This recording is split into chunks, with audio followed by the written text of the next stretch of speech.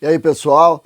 Vamos dar uma descontraída, né? Só coronavírus para cima e para baixo. Vou tentar falar um pouquinho de futebol, falar um pouquinho de Grêmio aqui no César Cidade Dias, falando de Grêmio, para tentar descontrair um pouco aí, pelo menos para colocar mais assuntos na cabeça da gente, né? Nós estamos muito fixados nisso, faz parte, a gente tem que ter cuidado mesmo, tem que estar preocupado mesmo, tem que estar em isolamento.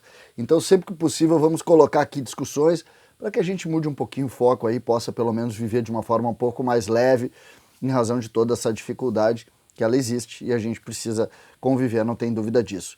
Eu fiz uma live no Facebook, desculpa, aqui no YouTube, ontem à tarde, domingo à tarde, e são duas questões que me colocaram. Uma delas é o incrível número de pessoas criticando o técnico Renato e perguntando se ele deveria sair ou não. Nós vamos fazer depois um específico sobre isso, mas nesse momento eu queria entrar bem no campo do jogo mesmo, da partida de futebol. Por quê? Porque as pessoas falam assim, o Grêmio conseguiria chegar ao nível de 16 e 17 mais uma vez? E na maioria das vezes eu disse que não chegaria. Não chegaria. E aí eu queria que a gente conversasse com isso e sobre isso. Ponto 1. O Grêmio de 16. O Grêmio de 16 vem de uma estrutura de 2015, montada pelo Roger, que tem os 4 homens de defesa, ainda, por exemplo, Kahneman, ele entra do meio do ano, mas o Grêmio tem o lateral direito, tem Jeromel, tem Marcelo Oliveira, basicamente, pela esquerda.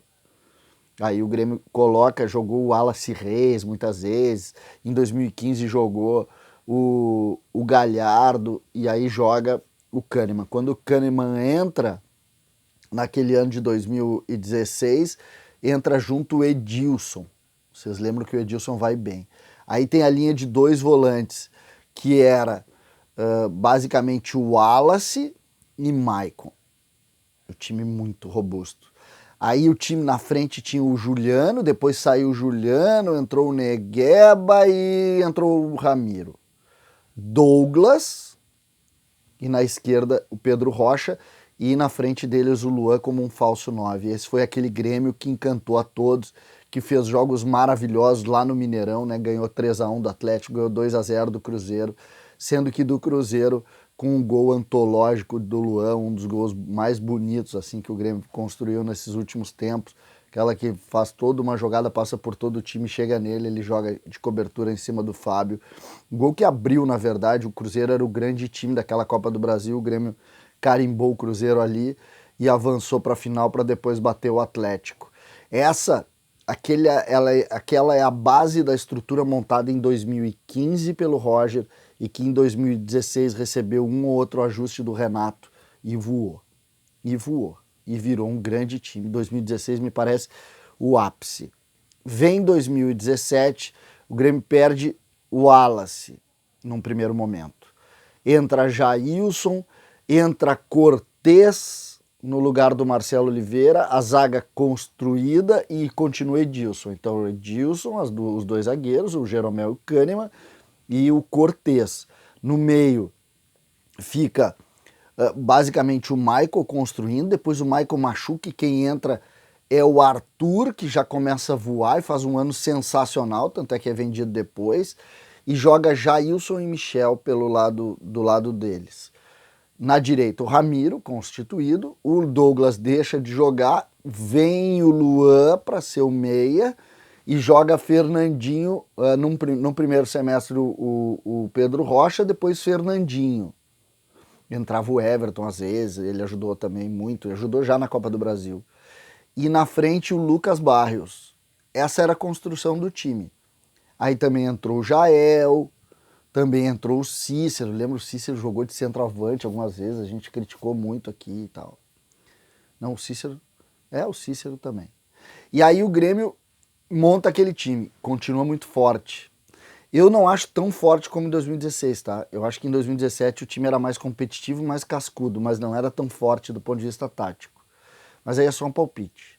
Eu acho que o time em 2017 ele tinha algumas dificuldades, ele não era aquela máquina de 2015 e 2016.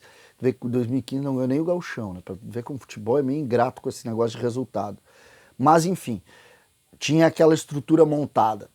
Em 2018, o time se mantém basicamente o mesmo. O Cícero vai jogar, continua jogando, o Grêmio tem uma estrutura de montagem de defesa parecida, vem o Léo Moura, que dá posse de bola para o time pelo lado direito, coisa que o Edilson, o Grêmio perde o Edilson, perde a força do Edilson, mas ganha a técnica do Léo Moura, mantém os dois zagueiros. O Michael volta, né? Depois de um ano praticamente todo parado, ele volta. Do lado do Michael passou a jogar o Michel.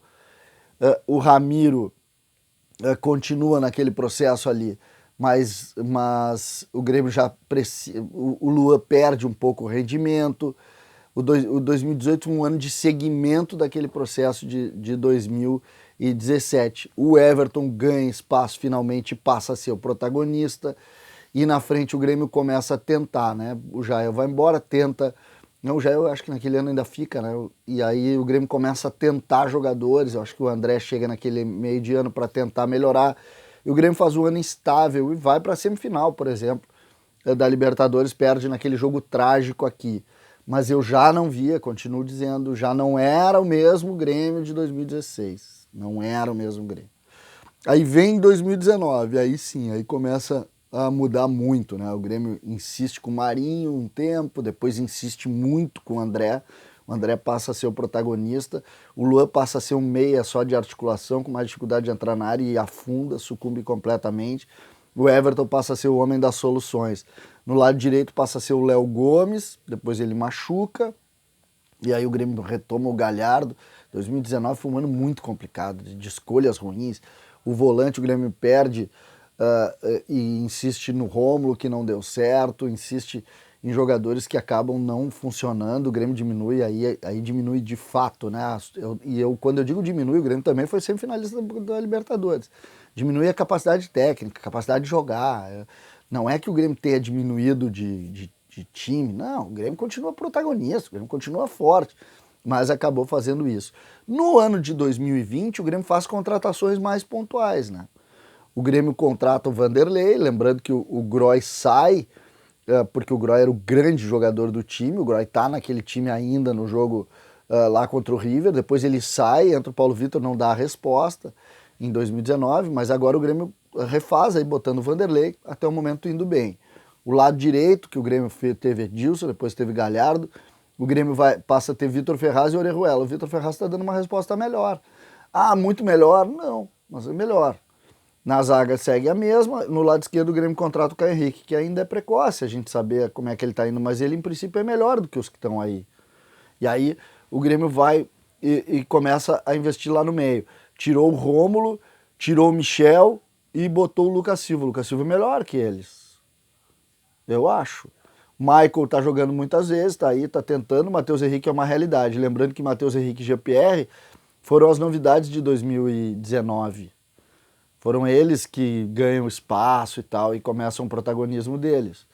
Só que eles nunca conseguiram ter aquela ideia daquele time mais organizado que tinha antigamente. O Ramiro saiu e ali começou. O Alisson é o jogador, só que o Alisson é tido meio como insuficiente. Então aquele jogador nota 5, as pessoas criticam e tal. Aí lá na frente, agora o Grêmio botou o Diego Souza, no ano passado insistiu com o André, o Grêmio agregou. E o Everton segue ali fazendo a sua história. O Luan foi embora, então o Grêmio trouxe alguns jogadores, o Thiago Neves, mas ali vai jogar o GPR. Só que, por que eu estou falando tudo isso? Porque os jogadores, as peças vão mudando e o que vale mesmo é a tática. E taticamente o Grêmio diminuiu de tamanho de 2016 para cá. Gostem ou não. Ah, mas o Renato ganhou tudo. Tá, cara, vamos aplaudir, o Renato tem até uma estátua. Ninguém aplaude mais o Renato que a gente. Só que essa realidade a gente não pode tirar. A gente não pode tirar. Eu fiz um apanhado aqui rápido, bem rápido, desses últimos meses, aí, os últimos 40 meses, 50 meses talvez. E aí a gente vê claramente, é muito fácil de entender o Grêmio nesse período, muito fácil de entender. Porque a gente vê um Grêmio forte, um Grêmio competitivo, um Grêmio protagonista, mas um Grêmio que não conseguiu manter uma linha ascendente. O Grêmio foi diminuindo, foi diminuindo. Hoje o Grêmio é menor do que era em 2016. E é esse o ponto que o gremista tem que se apegar. Por que é menor?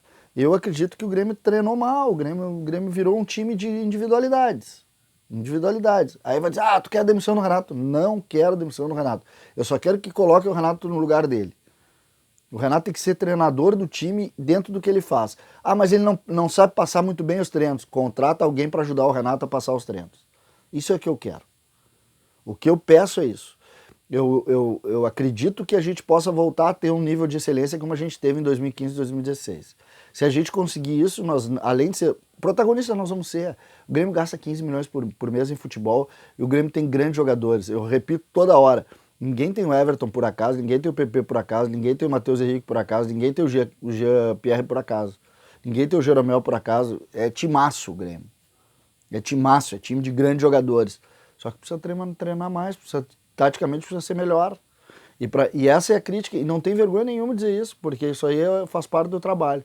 Então, essa análise em cima na verdade é um questionamento em cima do que as pessoas estavam falando.